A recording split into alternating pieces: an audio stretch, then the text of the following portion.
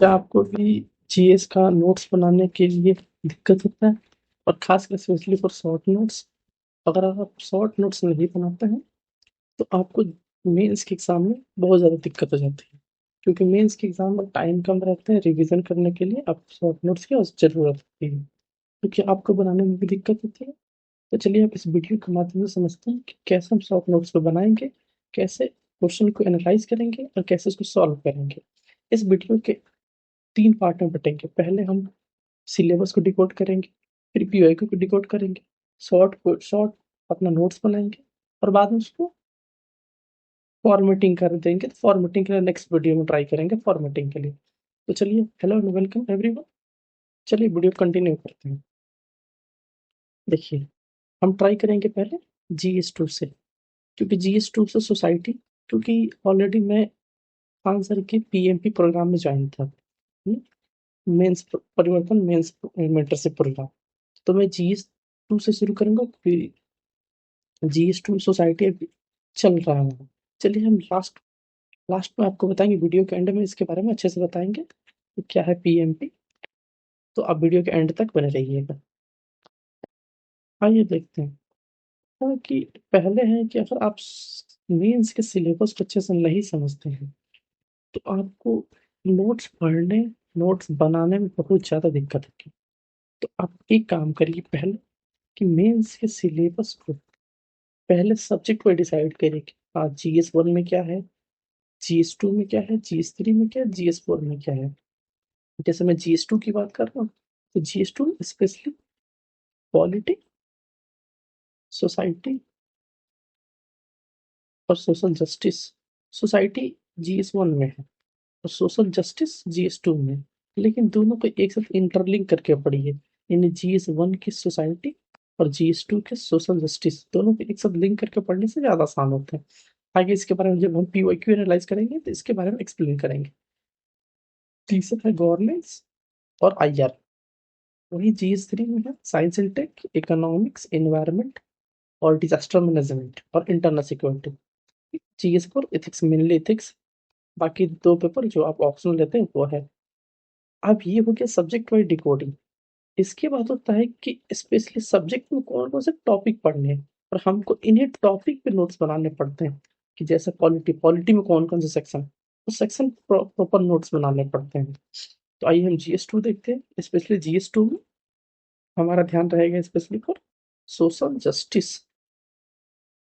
Social justice, बात सोचिए, justice किनको चाहिए? जो वंचित हो। और वंचित कौन है? महिला, एससी, एसटी, ओबीसी।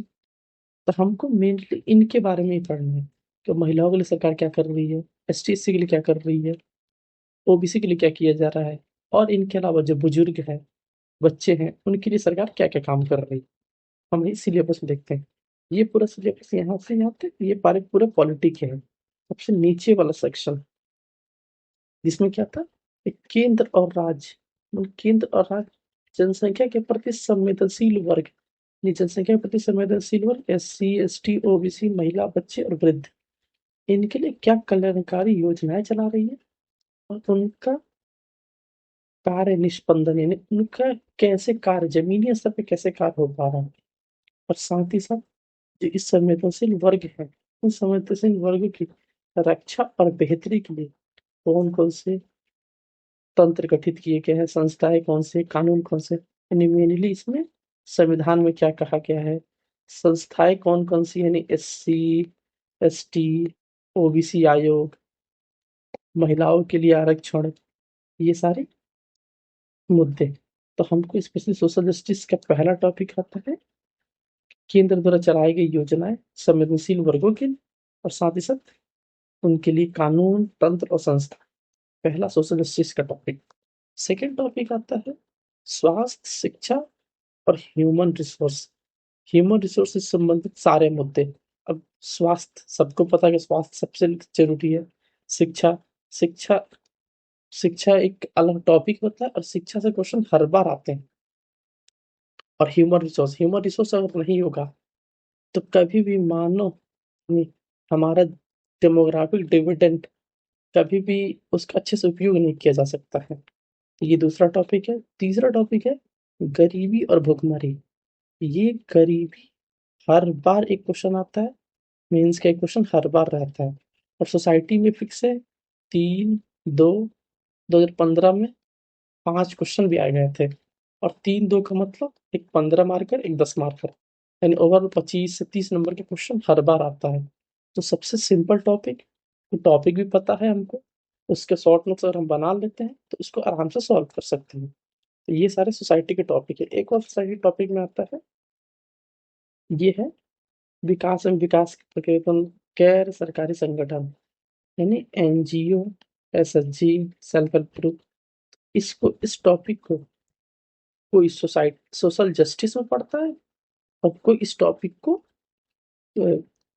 को पढ़ता है गवर्नेंस।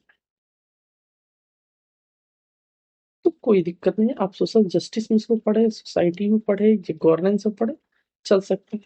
हम इसको ट्राई करेंगे गवर्नेंस में करने के लिए।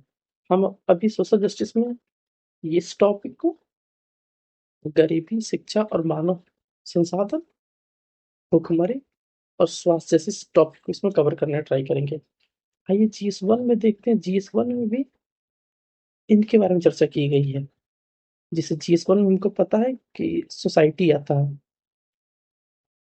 तो सोसाइटी और सोशल जस्टिस हमको दोनों को साथ में इंटीग्रेट करके पढ़ना है, अलग नहीं करना है, क्योंकि दोनों एक दूसरे से लिंक है। क्योंकि जो भी हम सोशल जस्टिस लाएंगे वो सोसाइटी के लिए ही लाएंगे। देखिए, इसमें है महिलाओं की भूमिका, महिला संगठन, जनसंख्या से संबंधित मुद्दे, गरीबी। अब गरीबी यहाँ भी है, गरीबी सेकंड पेपर में भी है, तो क्यों ना हम दोनों को मिक्स करके एक ही नोट्स बनाए, दोनों से काम चल जाए। इसके अलावा मैंने बात किया था कि जो वंचित वर्ग है, यानी संवेदनशील वर्ग, इसमें महिला,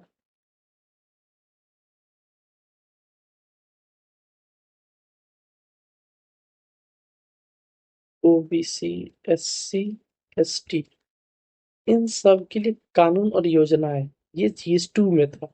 लेकिन GS1 में महिलाओं की भूमिका, महिला संगठन, तो क्या महिला संगठन महिलाओं के लिए काम नहीं करेगा? तो क्यों ना हम GS1 को भी इंटीग्रेट कर ले, क्यों वहां वंचित वर्ग के लिए सरकार क्या काम कर रही है, या महिला संगठन वंचित वर्गों के लिए क्या काम कर रहा है। इसके अंतर्गत आता है इसमें जनसंख्या संबंधित मुद्दे। जनसंख्या संबंधित मुद्दे आता है क्यों है? कारण है गरीबी है।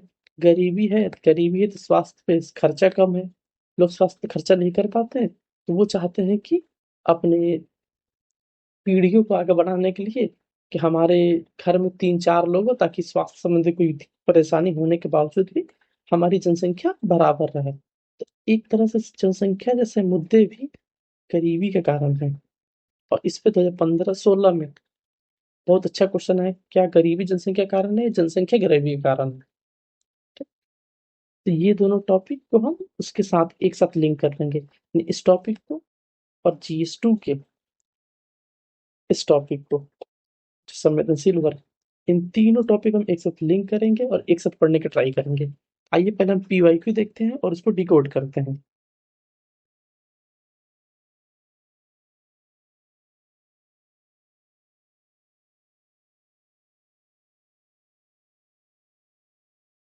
ये पॉलिटी सेक्शन है,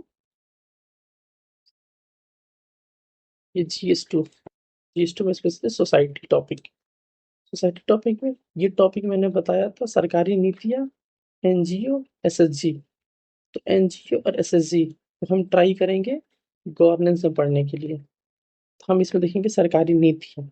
उससे पहले हम ट्राई कर लेते हैं, क्यों ना सबसे पहले कमजोर वर्गों के कल्याण के लिए जो कार्य किए जा रहे हैं, ये टॉपिक देखेंगे।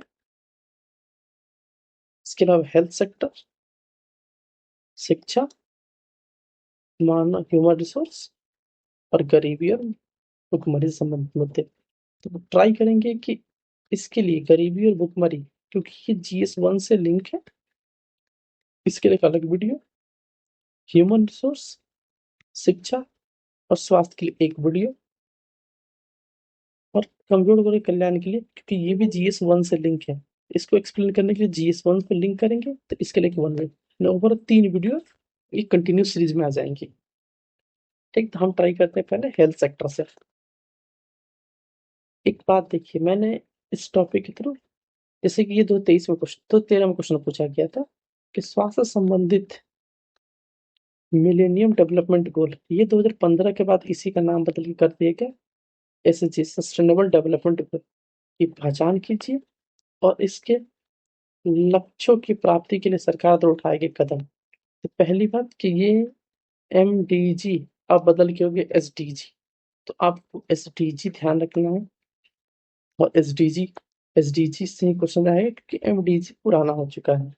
एसडीजी से क्वेश्चन आएगा अगर एसडीजीज 70 गोल है, अगर आपको 70 गोल याद नहीं होता तो मैंने यूट्यूब पे एक शॉर्ट्स वीडियो डाला है, उसको देखिए और याद करने कहानी के थ्रू याद करने की कोशिश कीजिए, क्योंकि वो बहुत आसान शॉर्ट्स वीडियो में डाल दिए कहानी के थ्रू में। सेकेंड आया तो 2023 में, 2013 में दो क्वेश्चन आए थे, 10-10 मार्कर के क्वेश्चन थे। तो सेकेंड क्वेश्चन था midday meal. Midday meal इसके भारत में लगभग एक शताब्दी पुरानी है। ठीक, ये 2013 के आसपास आया था, लेकिन ये चल रहा था मिड डे मील बहुत पुराने सिस्टम। इसके दोहरे उद्देश्य नवीनतम प्रावधानों और उपलब्धियों का संरचनात्मक परीक्षण करें। इसके दोहरे उद्देश्य क्या है? पहला दोहरे उद्देश्य क्या है? नवीनतम प्रावधान क्या किए गए थे, उपलब्धियां क्या थे। तो ये उस समय चर्चा में था 2013 के आसपास, इसलिए इस क्वेश्चन को पूछा गया। फिर भी मिड डे मील के लिए हमको पता होना चाहिए, तो इसके पहले उद्देश्य के बारे में चर्चा करेंगे, आखिर मिड डे मील लाया क्यों गया था, इसके दोहरे उद्देश्य के बारे में। तो पहला उद्देश्य भूखमरी को कम करना था, दूसरा था कुपोषण को कम करना, क्योंकि ग्रामीण क्षेत्रों में स्कूली दर नहीं बढ़ पा रहे थे, और तीसरा कारण इसका था कि स्कूली दर को बढ़ाना। तो अगर दोहरे उद्देश्य को देखा जाए तो भूखमरी और कुपोषण को एक साथ मर्ज कर लिया जाए, क्योंकि एक भूख से संबंधित समस्या दूर हो रही है, दूसरा स्कूली समस्याएं दूर हो रही है। लोग जहाँ पहले स्कूल में स्कूल की उपस्थिति, तब बच्चे स्कूल आ रहे हैं लेकिन कितने देर रह रहे हैं स्कूल में, ये बहुत कम होता था। लेकिन आज मिड डे मील के कारण, मिड डे मील के कारण ही सही, लेकिन बच्चे स्कूल आ तो रहे हैं, बच्चे स्कूल आते हैं, उनके शैक्षणिक विकास पर ध्यान दिया जाता है। और इसके लिए सरकार ने क्या क्या प्रावधान किए गए, उपलब्धियां क्या थी, ये आज भी चल रहा है। इसके लिए सरकार द्वारा आज भी इसके लिए नवीनतम अन्य जैसे निपुण कार्यक्रम, इसके अलावा सरकार द्वारा एक चलाई जाती है पोषण पोषण अभियान। ये स्पेशली उन बच्चों के लिए चलाई जाती है, उन बच्चों के सभी के लिए चलाई जाती है, लेकिन ये फोकस करता है कि बच्चों को जो आहार मिले वो पोषक युक्त हो। क्योंकि NFHS, इस ये तो आपको पता होना चाहिए, national family health survey report 5, अब 6 आ चुका है, तो आपको डाटा 6 का याद होना चाहिए। National family health survey report 5 ने बोला था कि बच्चों में लगभग 65% एनीमिया के शिकार हैं, और एनीमिया के कारण एक और है कि विटामिन की कमी। इसीलिए पोषण अभियान के थ्रू बच्चों में विटामिन और अन्य पोषक तत्व ताकि कुपोषण, बौनापन और दुर्बलता ना आए। भारत में तो 23-24-25 की रिपोर्ट के अनुसार भारत में बौनेपन 35% और दुर्बलता 19% है। तो ये भी एक समस्या है भारत की जनसंख्या के लिए। तो इसीलिए भारत सरकार द्वारा अभी इस समय भी, यानी 2026 में भी, इन मिड डे मील स्कीम को आगे बढ़ाया गया। साथ ही साथ पोषण अभियान, पोषण 2.0, जिसमें स्पेशली एनीमिया के रोग के इलाज के लिए फोर्टिफाइड राइस,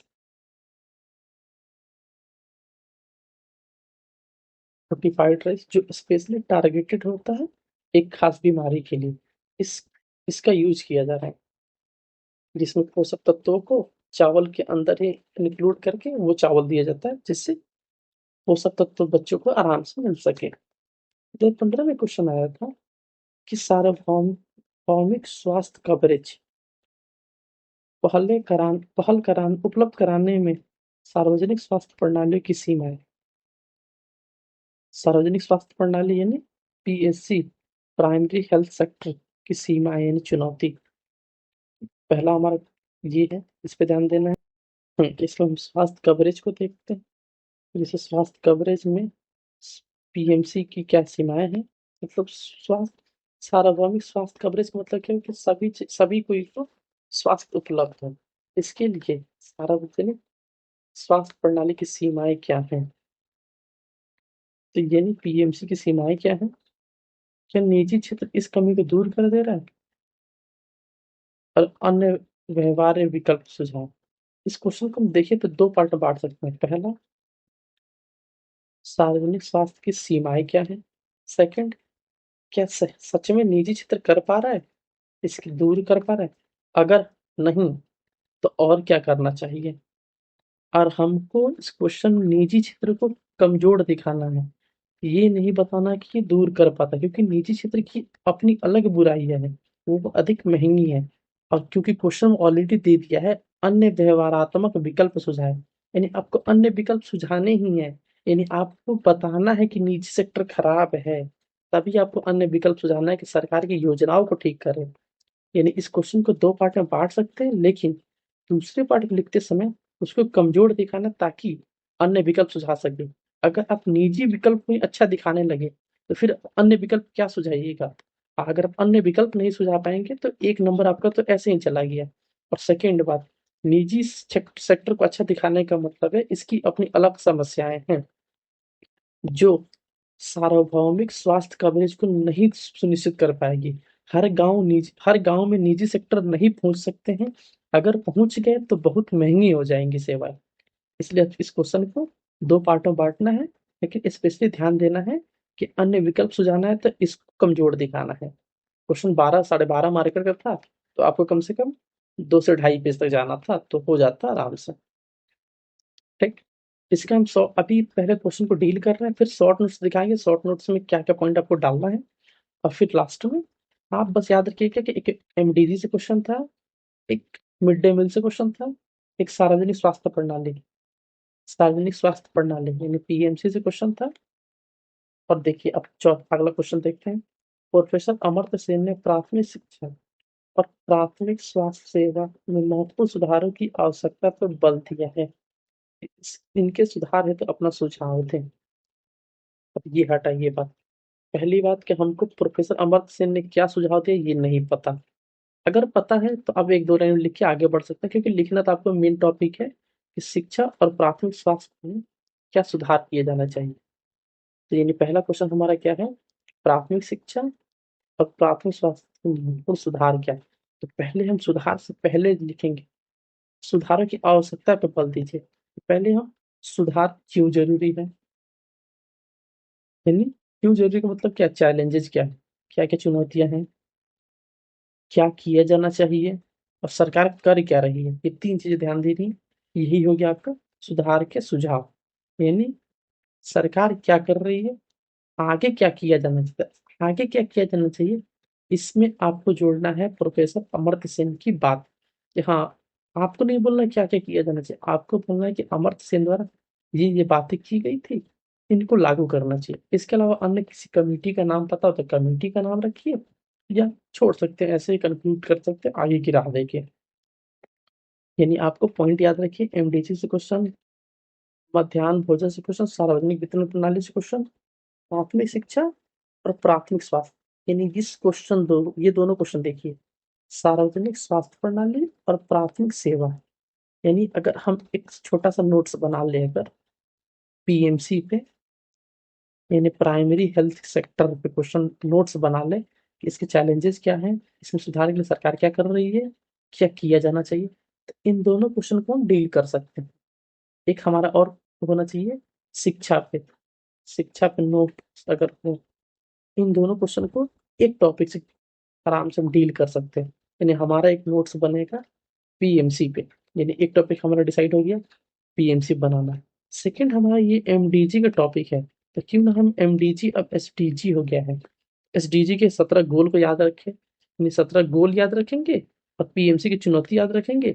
इन दोनों का आपस में लिंक कर लेंगे कि हाँ 17 गोल में बात की गई है स्वास्थ्य की, गोल नंबर एसडीजी 3 में इसको कैसे प्राप्त करना है, इसके लिए पीएमसी की चुनौतियां लिख देंगे कि हाँ ये चुनौतियां पीएमसी की है। अगर ये चुनौतियों को ठीक कर दिया जाए, यानी प्राइमरी हेल्थ सेक्टर की चुनौती को ठीक कर दिया जाए, तो हम एसडीजी गोल 3 जो हमारा गुणवत्तापूर्ण स्वास्थ्य की बात करता है, उसको हम ठीक कर सकते हैं।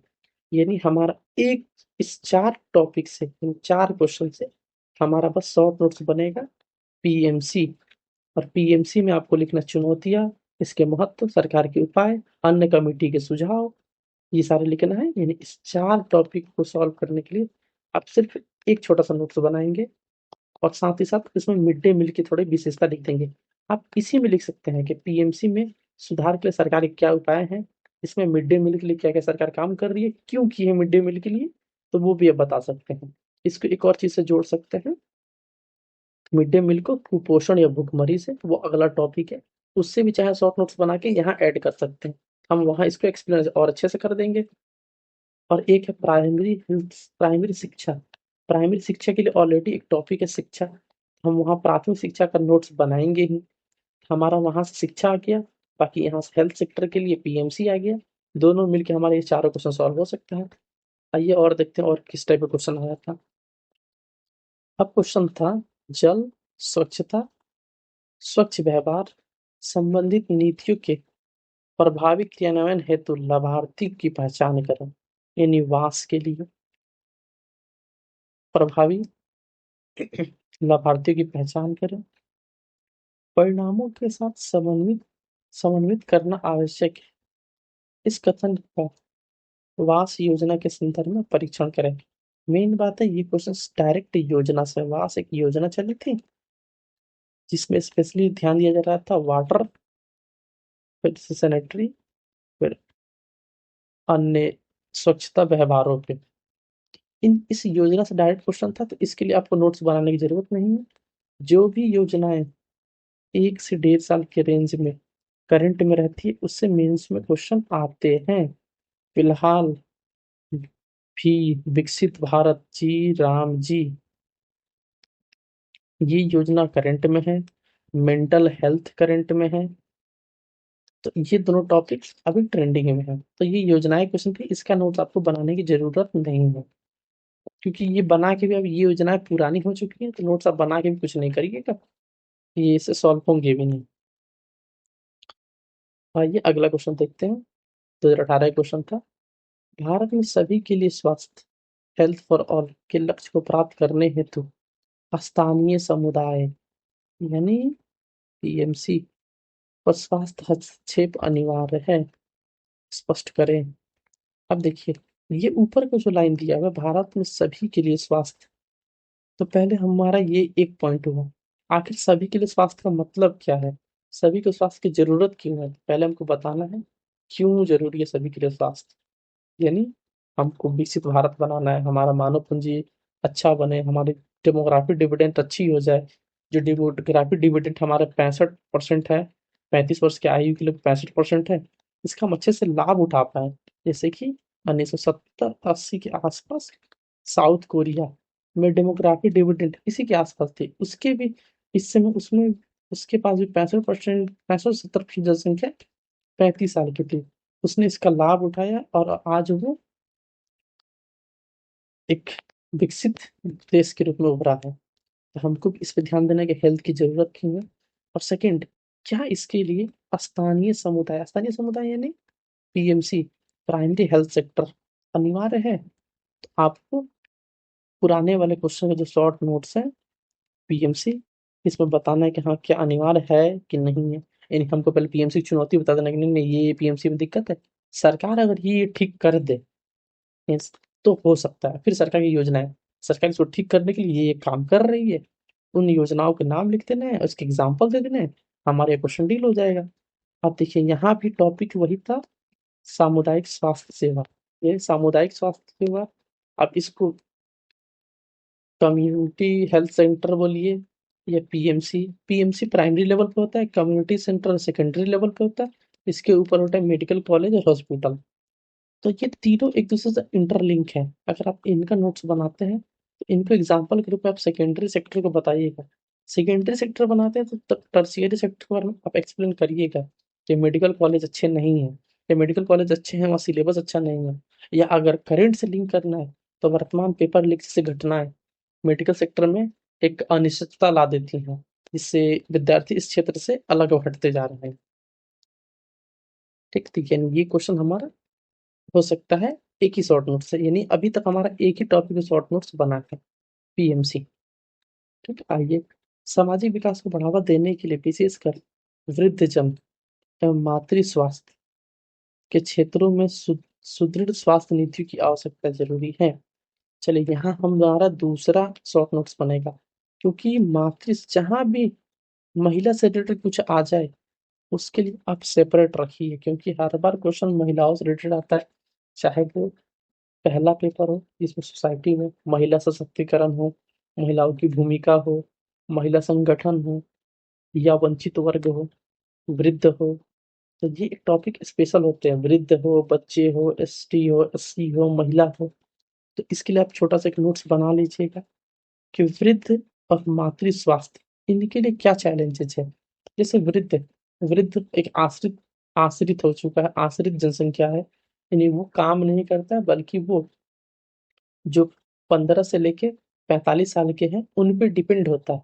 यानी इनके लिए क्या क्या चैलेंजेस है, सरकार क्या काम कर रही है, क्या किया जाना चाहिए, यानी आगे की राह क्या किया जाना चाहिए। फिर मातृ स्वास्थ्य के लिए क्या चैलेंजेस हैं, क्या चैलेंजेस है, क्यों ऐसा हो रहा है, क्या सरकार कर रही है, क्या किया जाना चाहिए। ये 4 टॉपिक को बनाना।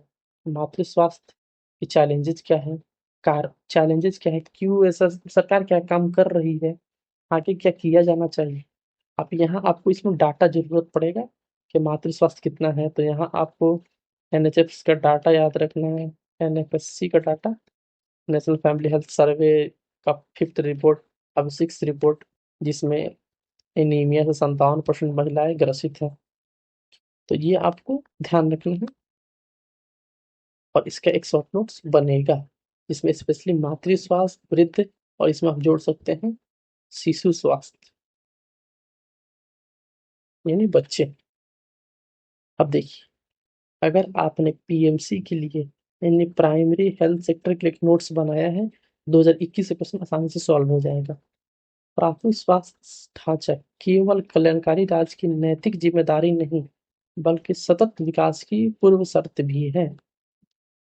तो ये क्वेश्चन डायरेक्ट, अब इसी को बोलते हैं कि आपने शॉर्ट नोट्स बनाए, डायरेक्ट क्वेश्चन आपका आपके शॉर्ट नोट से आ गया कि प्राइमरी हेल्थ सेक्टर की ढांचा केवल कल्याणकारी राज्य की जिम्मेदारी नहीं है, बल्कि सतत विकास की है। सही बात है, प्राइमरी हेल्थ सेक्टर तभी सक्सेस हो सकता है जब केवल राज्य नहीं बल्कि लोग जागरूक हों, यानी सतत विकास। तो सरकार भी काम करे, जनता भी काम करे, इसमें जनता भी जागरूक हो, जनता भी इसमें सहयोग दे, और अन्य योजनाएं, जितनी योजनाएं चल रही हैं वो उनके क्रियान्वयन है, तो जो अधिकारी हैं वे भी इसमें सपोर्ट करें, तब जाके इस योजनाओं को अच्छे से लागू किया जा सकता है। यानी ये क्वेश्चन हमारा एक शॉर्ट नोट से बन जाता है, अभी तक हमारा 2 शॉर्ट नोट्स बनेगा, पीएमसी और मातृ स्वास्थ्य। अब आइए देखते हैं 2024 का लास्ट क्वेश्चन। 2024 में क्वेश्चन पूछा है कि सार्वजनिक स्वास्थ्य जैसी महत्वपूर्ण सेवाओं में भारतीय राज्य को बाजारीकरण दुष्प्रभाव को नियंत्रित करने की हेतु सक्रिय भूमिका निभा रही है। सार्वजनिक स्वास्थ्य जैसी महत्वपूर्ण सेवा भारतीय राज्य को बाजारीकरण के दुष्प्रभाव को नियंत्रित करने हेतु सक्रिय भूमिका निभानी चाहिए। ऐसे उपाय सुझाइए जिनसे राज्य जमीनी स्तर पर सार्वजनिक स्वास्थ्य सेवाओं की पहुंच बढ़ा सके। तो ये हमारा किससे टॉपिक है, ये टॉपिक है हमारा सार्वजनिक स्वास्थ्य, यानी सार्वजनिक स्वास्थ्य, पब्लिक हेल्थ यानी प्राथमिक स्वास्थ्य, यानी प्राथमिक स्वास्थ्य, सेकेंडरी स्वास्थ्य यानी हमारा द्वितीय लेवल का कम्युनिटी हेल्थ यानी सामुदायिक स्वास्थ्य। इन दोनों से रिलेटेड है, और इनका बाजारीकरण ना हो, यानी ये स्वास्थ्य सेवाएं अच्छी हो, नहीं तो निजी स्वास्थ्य सेवाएं इनका रूप धारण कर लेगी। मतलब इनकी जगह पे अगर स्वास्थ्य सेवाएं अच्छी नहीं होंगी, हमारा प्राथमिक स्वास्थ्य सेवा अच्छा नहीं होगा, तो निजी सेवाएं इंटर कर जाएंगी, और निजी सेवाएं बहुत महंगी और खर्चीली होंगी। तो यही क्वेश्चन दे रहा है कि इसके दुष्प्रभाव को बचाने के, दुष्प्रभाव से नियंत्रित करने के लिए राज्य जमीनी स्तर पे क्या काम करें। यानी पहले आपको बताना इसमें है कि सार्वजनिक स्वास्थ्य में प्रॉब्लम, चैलेंजेस क्या है, सरकार क्या कर रही है, निजी क्षेत्र कैसे उसमें इंटर कर रहा है, आगे क्या किया जाना चाहिए, आगे की राह। 15 मार्कर है तो इसमें पॉइंट 3-4 बनेंगे, 3-4 डायमेंशन में आपको सोचना है।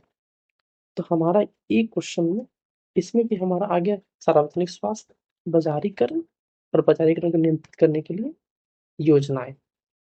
इसमें भी हम चाहें तो उस पीएमसी वाले डाटा को यूज कर सकते हैं कि पीएमसी के समझ चैलेंजेस क्या है, बाजारीकरण कैसे इसको रोकता है। यानी हमारा इससे इस हेल्थ सेक्टर से 2 शॉर्ट नोट्स बनेगा। 2 शॉर्ट नोट्स का मतलब है 2 टॉपिक पे, पहला पीएमसी, सेकंड मातृ स्वास्थ्य, और इसी में ऐड करेंगे शिशु स्वास्थ्य, वृद्ध स्वास्थ्य, सब एक साथ ऐड कर सकते हैं। अब आइए हम देखते हैं क्या क्या शॉर्ट नोट्स पर बनाना कैसे है।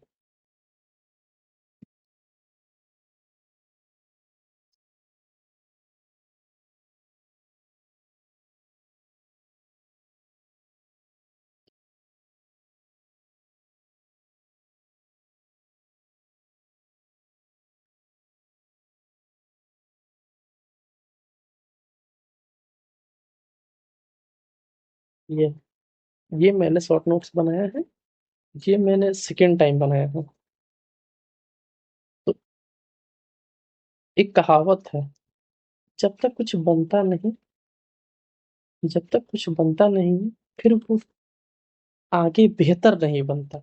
यानी पहले आप जैसे बन रहा है वैसे बनाइए, फिर उसको बेहतर बनाने की कोशिश करिए। जब तक आप बनाइएगा नहीं, उसको बेहतर कैसे करिएगा? आप डायरेक्ट सोचिए कि बेहतर से बेहतर हमारा नोट्स बन जाए, तो ये पॉसिबल नहीं। अब मैंने दोबारा जब इसको बनाया, फिर भी हमको लग रहा है कि अब बहुत कुछ एक्स्ट्रा हो गया है। इसको फिर से थर्ड टाइम जब मैं इसको बनाऊंगा तो ट्राई करूंगा मैं एक पेज के अंदर ही सारा कुछ ला लूं। ठीक। तो जैसे हमने बोला कि प्राइमरी हेल्थ सेक्टर सामान्य स्वास्थ्य, इस पे एक अच्छा सा इंट्रो तैयार रखेंगे, क्योंकि उस समय इंट्रो हमको सोचने में टाइम लगता है कि अच्छे इसके इंट्रो क्या देंगे। तो क्यों ना हम जो बड़े बड़े संस्थान है जैसे WHO, यूएन, नीति आयोग, इनके द्वारा जो स्वास्थ्य के लिए बताया गया उन्हीं के लाइन को हम डायरेक्ट इंट्रो में यूज कर लें। तो स्वास्थ्य के लिए WHO द्वारा एक लाइन बोला गया, हम डायरेक्ट इंट्रो उसी का लिख लेते हैं, हम उसको याद कर लेंगे, और जब भी स्वास्थ्य रिलेटेड कुछ क्वेश्चन आया हम डायरेक्ट इंट्रो यूज कर लेते हैं। क्योंकि हमारा पहला इंट्रो बनेगा स्वास्थ्य से रिलेटेड, सेकेंड बनेगा मातृ एवं शिशु, इसी को बोल सकते हैं PSC। सेकेंड बनेगा हमारा मातृ और शिशु से रिलेटेड, ये यूएन का जो SDG गोल है 3, उससे रिलेटेड है ये इंट्रो। तीसरा हम चाहें तो, क्योंकि ये जरूरत नहीं है फिर भी अगर चाहें तो एक इसका भी एक इंट्रो बना सकते हैं जिसमें मिड डे मील और पोषण, PM पोषण अभियान शामिल हो, कि इस मिड डे मील को कैसे इम्प्रूव करने के लिए PM पोषण अभियान, पोषण 2.0 लाया गया, तो इसका भी एक छोटा सा इंट्रो बना सकते हैं। अब हमको सेकंड क्या बनाना पड़ेगा कि स्वास्थ्य के समझ चैलेंजेस क्या है। तो चैलेंजेस हम लिख लेंगे, चैलेंजेस विद एग्जाम्पल, क्योंकि एग्जाम्पल आप वहां सोच नहीं सकते हैं, इसलिए हम ट्राई करेंगे एग्जाम्पल लिखें, इसको याद करें। कुछ ना पॉइंट याद नहीं है कोई दिक्कत नहीं, एग्जाम्पल याद होना चाहिए, कि हमको 5-6 एग्जाम्पल पता हो ताकि वो पॉइंट अगर हम सोचें तो उस एग्जाम्पल का यूज करें। इसलिए एग्जाम्पल हर पॉइंट में, जैसे मानव पूंजी विकास करना, यानी मानव जो पूंजी है, मनुष्य जो जो मानव हमारा मतलब अस्वस्थ मानव है, यानी उसको स्वस्थ बनाना है। स्वस्थ बनाने के लिए काम क्या किया जा रहा है? तो आयुष्मान भारत एक कार्ड बनाया जा रहा है, जिसमें 5 लाख का स्वास्थ्य बीमा दिया जा रहा है, जिससे हमारा मानव स्वस्थ होगा, स्वस्थ रहेगा तो कुशल बनेगा, कुशल रहेगा तो आर्थिक विकास में योगदान देगा। यानी स्वास्थ्य इसके लिए भी जरूरी है, मानव मानव पूंजी विकास के लिए। इसी तरह अन्य पॉइंट है, ये आप कॉपी मत करिएगा, आप अपना शॉर्ट नोट्स बनाइएगा और अपने, हाँ एग्जाम्पल चाहे तो आप कॉपी कर सकते हैं, एग्जाम्पल कहीं से मिले उसको यूज करिए। और सोचिए कि एक ही एग्जाम्पल को 2-3 जगह कैसे यूज करना, ज्यादा याद ना करना पड़े, इसलिए एक ही एग्जाम्पल को ट्राई करिए, अधिकतर जगह यूज करें। तो हमारा ये महत्व, प्रभाव की आवश्यकता, जो पॉइंट क्वेश्चन की डिमांड है उसके अनुसार हम बना सकते हैं। ठीक? उसके बाद आ जाएंगे स्वास्थ्य के क्षेत्र में चैलेंजेस क्या है। कुछ चैलेंजेस हैं, उनके चैलेंजेस ट्राई करिए समाधान के साथ लेके, ताकि एक साथ ही आपको याद रहे कि अच्छे PMC के चैलेंज, जैसे ग्रामीण क्षेत्रों में क्या चैलेंज है, PMC यानी प्राथमिक सेवा केंद्र, प्राथमिक सेवा केंद्र कम है, तो इसके लिए सरकार क्या कर रही है आयुष्मान आरोग्य मंदिर इसका निर्माण कर रही है। तो चैलेंजेस के साथ आपने सरकार की योजनाएं लिखी। इससे क्या होगा, जब भी आप इसको पढ़िएगा तो याद रहेगा दिमाग में कि अच्छा ये प्रॉब्लम है, सरकार ये काम की, ये प्रॉब्लम सरकार ये काम की। तो आपको दोनों कहानी एक साथ पता रहेगा। आप क्वेश्चन जैसे डिमांड करें उसके अनुसार आप चैलेंजेस अलग, समाधान अलग लिखिए, या चैलेंजेस के साथ समाधान लिखिए, वो भी अच्छा तरीका है। अगर टाइम डिपेंड करता है, अगर आपके पास टाइम अवेलेबल है उस क्वेश्चन को लिखने के लिए तो दोनों अलग अलग लिखिए। टाइम अवेलेबल नहीं है तो दोनों को एक साथ मर्ज करिए और जल्दी जल्दी लिख के निकल जाइए। जैसे स्वास्थ्य कर्मियों की कमी है, स्वास्थ्य कर्मियों की कमी यानी विशेषज्ञों के अभाव है, तो सरकार क्या कर रही है, राष्ट्रीय स्वास्थ्य मिशन चला रही है। इसमें स्वास्थ्य कर्मियों की कमी है तो अन्य स्वास्थ्य कर्मियों को भर्ती कर रही है, उनको प्रशिक्षण दे रही है। स्वास्थ्य असमानता यानी प्राथमिक लेवल पे तो स्वास्थ्य है लेकिन अच्छा नहीं है, फिर जिला लेवल पर स्वास्थ्य नहीं है, सीधे हमारा अन्य तृतीय लेवल में मेडिकल कॉलेज है। तो इस बीच के गैप को फिल करने के लिए आकांक्षी जिला कार्यक्रम लाए गए, ग्रामीण शहर अंतराल खत्म हो जाए, इस तरह अन्य योजनाएं लाए गए। ये हमारा चैलेंजेस हुआ, इसी में समाधान आ गया। अब एक दो आपको डायग्राम यूज करना है तो ज्यादा अच्छा रहता है। ये ट्राई करेगा वे फॉरवर्ड में यूज करने के लिए, यानी आगे की राह में, कि हाँ आगे की राह, अगर एक नहीं क्वेश्चन के डिमांड पर रिपीट ना हो, रिपीट से बचने के लिए ये यूज किया जाता है कि कंटेंट बार बार रिपीट, सेम चीज रिपीट ना हो। तो आप ट्राई करें कि हाँ WHO द्वारा 6 पॉइंट बताए गए थे कि स्वास्थ्य को कैसे ठीक किया जा सकता है। अगर आप चाहें तो ये भी कर सकते हैं। ये नॉर्मल ये कहीं बुक में नहीं मिलेगा, ये नॉर्मल फॉर्मूला खुद से बनाया गया है कि हाँ स्वास्थ्य सेवा कैसे बढ़िया हो सकती है अगर पहुंच अच्छा हो, पर्याप्तता हो, प्रचार हो, प्रबंधन हो और पात्रता हो। तो ऐसे ही अलग अलग कुछ यूनिक करना पड़ता है ताकि बाकी दूसरों से क्वेश्चन का डिजाइन, उसका प्रेजेंटेशन अलग हो जाए। ये करंट का डाटा आप यूज कर सकते हैं कि हाँ जो हमारा स्वास्थ्य केंद्र बन रहा है पहले इतना था आज इतना हो गया है। इसी तरह हमारा प्राथमिक स्वास्थ्य केंद्र में रक्तचाप जांच 100 करोड़ से अधिक है, मधुमेह की जांच 90 करोड़ से अधिक है और वेलनेस जांच 5 करोड़ है। ये डाटा छोटे छोटे डाटा कहीं कहीं यूज करना अच्छा होता है ताकि आपकी उत्तर प्रामाणिकता झलकती है। और एक छोटा सा निष्कर्ष निष्कर्ष एक रखिए, कंक्लूजन एक रखिए, इस तीनों में यूज करने लगे। इसलिए किसी को इसलिए यहाँ पे समग्र दृष्टिकोण अपनाइए कि हाँ ठीक है, स्वास्थ्य भी जरूरी है, मानव पूंजी भी जरूरी है, इसके समग्र दृष्टिकोण से सामाजिक न्याय मिल जाएगा हमको, सतत विकास होगा, विकसित राष्ट्र हमारा बन जाएगा। यानी ये हो गया एक हेल्थ सेक्टर पे एक हमारा, हमने PYQ को पूरा डिस्कस किया। उसके बाद हमने इसका शॉर्ट नोट्स ट्राई किया। शॉर्ट नोट्स के बाद हमने क्वेश्चन को डिकोड किया, क्या क्वेश्चन को लिखना कैसे कैसे, क्या क्या फॉर्मेटिंग करना है, कैसे कैसे करना है। तो आप भी ऐसे ट्राई करिए, क्वेश्चन को पढ़िए, समझिए, उसका एक शॉर्ट नोट्स तैयार करिए। नेक्स्ट अगला है हमारा शिक्षा, तो इसको हम नेक्स्ट वीडियो में ट्राई करेंगे, अगली वीडियो बनाएं क्योंकि ये वीडियो बहुत बड़ा हो गया है। हम ट्राई करेंगे छोटे छोटे 30 से 40 मिनट के वीडियो को और उसमें अच्छे से समझ में आ जाए। चलिए एक लास्ट में एक बोनस पॉइंट बोले थे तो एक बोनस पॉइंट कुछ बता देते हैं। ये मैंने ज्वाइन किया था पीएमपी पीएमपी मेंटरशिप है, परिवर्तन मेंटरशिप प्रोग्राम, खान सर का प्रोग्राम था। तो मैंने ये ज्वाइन किया था और इसमें टेस्ट थे।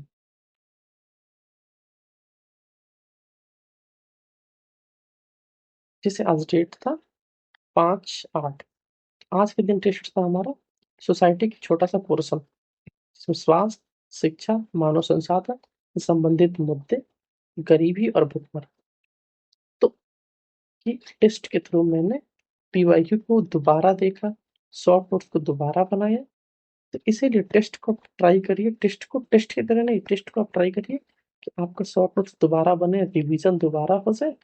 और ऐसे ही जैसे नेक्स्ट टेस्ट है उसमें सोसाइटी के अन्य मुद्दे हैं, जैसे योजनाएं हैं, कल्याणकारी कानूनी, क्या क्या सरकार बना रही है वंचित वर्गों के लिए। तो ये खान का एक प्रोग्राम है जो लगभग 2027 तक चलेगा और 2027 में जिनके अपेयर होना है उनके लिए स्पेशली है। ठीक है, इन्हें मिलते हैं नेक्स्ट वीडियो, तब तक के लिए देखते रहिए, कीप वॉचिंग।